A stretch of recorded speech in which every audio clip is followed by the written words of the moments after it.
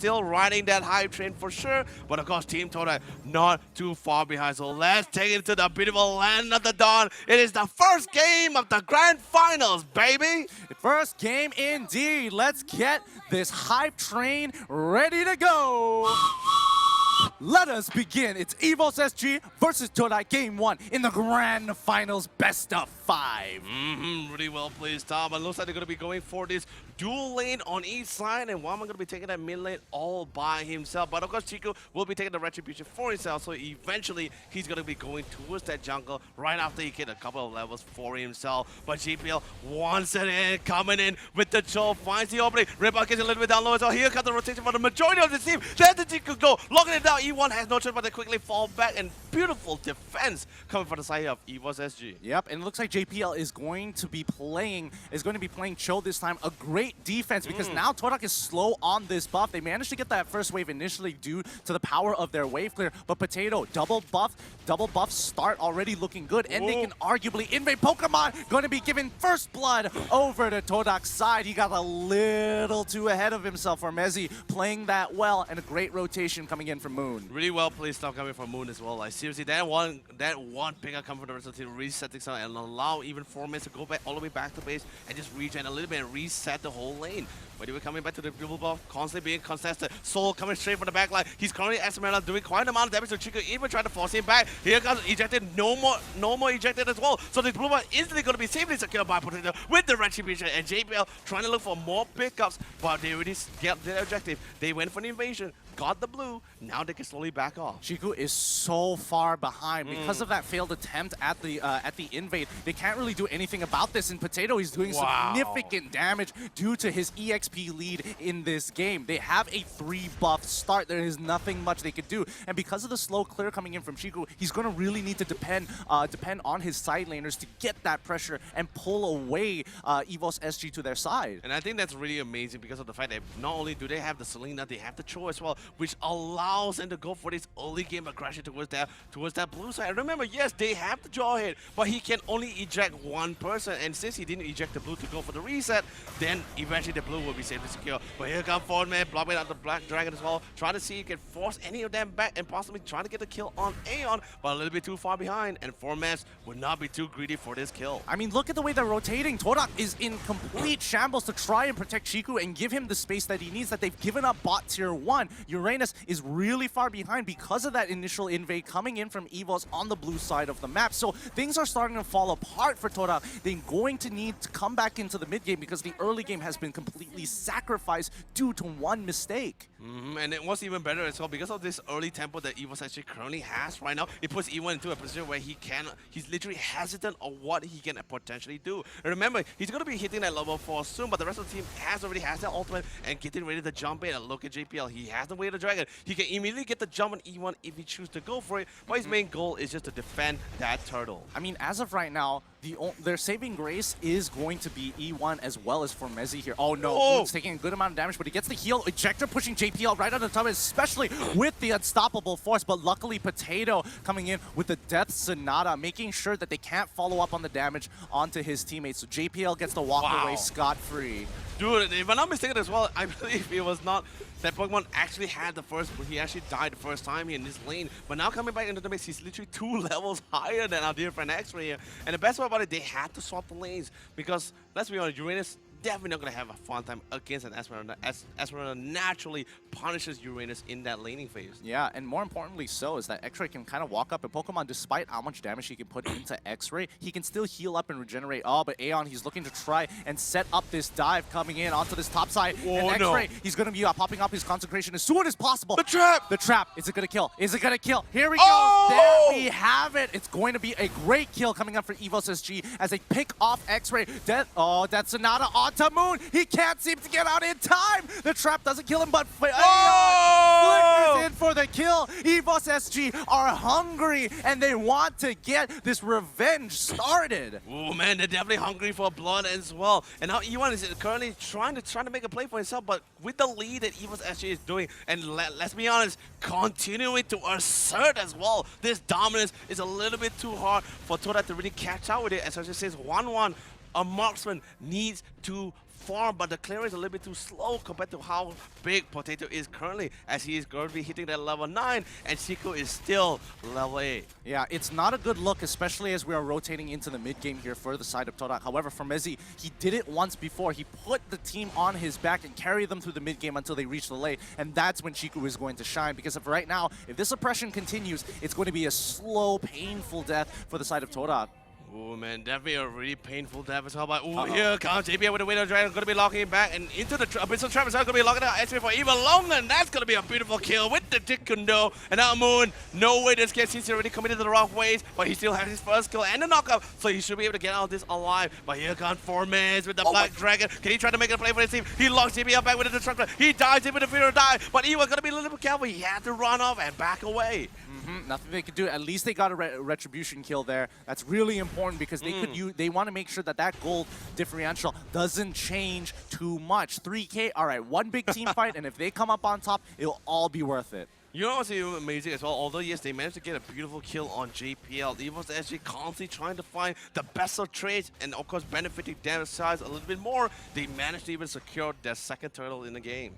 Yeah, they're threatening the map on all sides, and it looks like, you know, Formezi going on for the 1v1 against Pokemon, I think, down there? No, it's Esmeralda, so it's Soul this time, but they've already taken so many tier 2s. Formezi still winning this matchup here. It's looking good. That passive is just shredding Soul the longer this fight goes, and now he still has a Lethal Wanderer on him, so he just has to, you know, sit back, chill, wait for it to heal himself up, use the Crescent Moon Shield to protect himself. Oh no, wait, what happened up on the top side? Looks like X-Ray just got pounced on. Oh man, no, he didn't just get pounced, he got bursted down by Grange's amount of damage. But here comes E1. Ooh, he almost went for the eject as well. Managed to get on top of JPL, but this is a show especially. Without any other lockdown, you're in trouble. E1 taking a little bit more damage. That's will not be able to connect as well. But JPL, he went for the big fight here. Catches Moon with the Widow Dragon, kicks him all the way to the back. And now Chiku here has to try to defend this tier 1 tower alone. And for Mez, he will not be there to assist because their friend Soul managed and finally bullies out the Black Dragon himself. Oh man, EVOS is looking warmed up and hot today. Todak still recovering after, still trying to recover after the mistake that they made of trying to go for the invade and was unsuccessful. I wouldn't even say it's a mistake, it was just an unsuccessful attempt. But look at the back, Formezi getting losing 50% of his HP due to the chunk. And if they start a team fight now, there's almost no way for Todak to win that fight.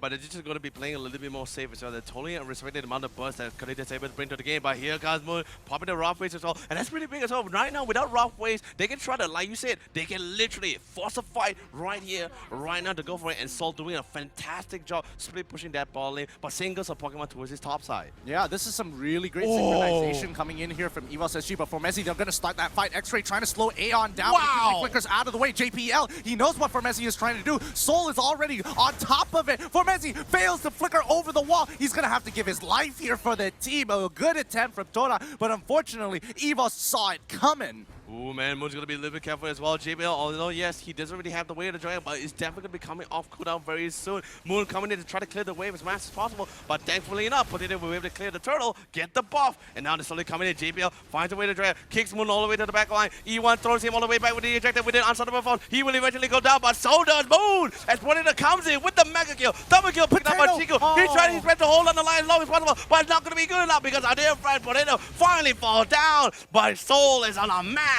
as he slowly slaughters all members of Team Todak here, tying the match here with a 3-3. I mean, people must be thinking, oh no, that's so bad for Todak. No, this is actually exactly what Todak wanted. 50-50, they traded evenly despite being 6K behind and have a significant EXP disparity. Like, look at the side laners. Potato's level 13 to Chico's level 10, level 11. Now, Soul's level 11 to Formezi's level 10, and more importantly, Pokemon's level 11 to X-Ray's level 8. You also need to take into account as well, ladies and gentlemen, that the fact that although yes, it was an even trade, Chiku was the one that was getting the kills there and still surviving all the way. Yep, he's got the Corrosive Scythe already purchased here. He's already looking to get that Demon Hunter sword on top of everything else. EVOS SG, they cannot let them get ahead. They have to keep up this oppression, and that's what you are seeing here as JPL looking for any opportunity, and Aeon right behind him, ready to follow up on his command. JPL just constantly giving a lot of vision. Yes, he is very mobile, so he's very confident that it's not going to be very easy for Todak to really get a hold of him as well without committing certain amount of spells or even major ultimates like the Unswallowable Force on top of E1. But E1 is going to be walking right into the bush there. But then again, the rest of the team is there to reinforce. JPL gets a little bit of trade-off, but Potato waiting for the right crucial moment before he dives in the mix here, as Pokemon will be taking the lead. But they need to know where is Formez. They spawn him out, but they need to know how exactly he's going to be engaging with that Black Dragon. Yeah, they can't force themselves too hard for the side of EVOS. Oh, wait, hold on. Falling Star Moon coming out from Soul, already chunking Shiku down to at least 30%, but that's not going to be enough. He needs to make it out of there. That's Zanata and JPL coming in with a third hit of G. Kundo securing a kill onto an X-Ray, but for Messi, he's trying to turn this around, trying to look for an opportunity. Way of the Dragon getting kicked already, but he can't move. For Messi, can't move at all. JPL is going to get traded up with E1. He's so close to dying, and unfortunately, Potato with the Rondo secures the kill. 1 for 3 in favor of EVOS SG. That could have been Todak's. It was so close to being Todak's fight to trade evenly. It was literally so close there as well, but the amount of damage from the Death Sonata constantly connecting, and most importantly, Todak was so clustered together when the Death Sonata was actually happening, so significant amount of damage, so that allowed them or gave them the motivation to dive in to go for that pickup. By the way, this is not going to be the Luminous Lord, but just getting this Lord will at least give a little bit more space, because right now EVOS SG is feeling the pressure from Todak right now, despite having the control. Soul is going to be jumping in the mid to try to steal the blue, but instantly he's going to be punished a little bit as well with the ejector. Even committed the front waves as well. But ooh, there's another clustering again. He finds X-Ray, but sadly, thankfully enough, with the he's going to be able to part the concentration and escape from the onslaught of Potato, who is currently level 15. Oh boy, man, EVOS SG. I mean, Soul bit a little bit more than he could chew there. Todak, they're still sticking as a team. They are quite behind. It's going to be 8K behind here, but they just need to defend a little bit longer. If they can survive this Lord push and the next Lord push, they've got a great opportunity to steal this game from under the rug of EVOS SG. Oh yeah, definitely for sure. And now looking at this, Law slowly going to be split pushing towards that ball lane, which makes sense as well, since the top side has to really be well set up by Pokemon. Now going to be able to hit from all 3 lanes at the same time. This defense is literally so crucial for them. But remember, in this case as well, it's so difficult for them to really jump to the back line without being punished or even looking for a trade. So this Lord is going to be really crucial when they hit that inhibitor. Yeah, this Lord isn't going to matter as much. They're not going in for that. Yeah, not when no way. That close, but the Death Sonata already being expanded by Potato to get some good damage onto the side of Todak here. Nobody can really do much about it because the wave clear is just really, really strong. Todak can do it from a safe distance away, and Kadita and Chiku are both using their abilities to make sure it doesn't go further than that. They're trying to maintain the health of their inhibitors, and that's a very good idea because that's what they need to do right now. However, for Messi getting some good damage onto Pokemon here, he might have been... Oh no! He's way too far away. He doesn't have it, but he's still spell fapping his way through. Kadita is able to jump on top, way up the dragon, securing the kill onto Kadita as E1 is making a run for it. They've lost their damage burst, damage dealer, but that's all they want to do, trade 1 for 1. This is ideal for Todak. But then again, there goes literally all of their wave clear. So now they had a hole without Moon. But a beautiful Abyssal Arrow. But sadly, Chico had to pop his own personal Purify just to get out. But Falling Star jumps all the way to the backline. He finds Chico. Chico goes down by Aeon as he picks him out with the Abyssal Trap. Tony Abyssal falls down. Beautiful pickup coming from X-Ray. But remember, and a big kill as well as Potato. Their main damage dealer is out of the mix. But remember, Soul is still in pain. So is Aeon. So is JPL. And now Formez, the rest of the team, EVOS SG, they have to back up. They have to disengage because they already achieved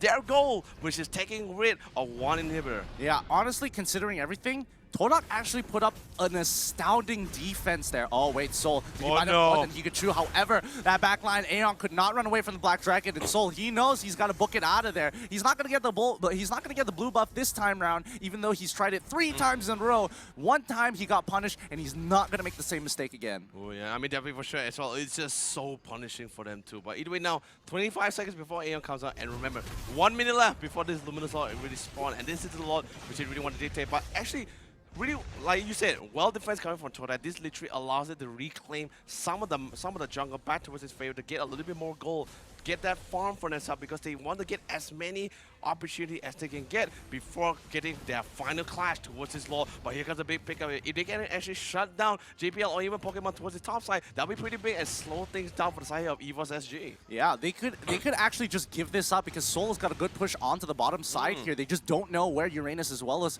Kadita are going to be. They have a general idea that they might be in the mid lane, so Seoul isn't fully committed to pushing down on bot side. Oh man, it's gonna be, and the best part about it is that Soul is still just playing his main role as this split pusher. By the way, he finds actually commits to Falling Star Armor as well to do a little bit more damage, steal some shield. Look at the amount of shield he currently has for himself. He's totally happy with it. Chico is gonna be slowly revealing himself, but he has the retribution, so he's gonna be securing whatever camps he can get for himself here. By the way, Lord.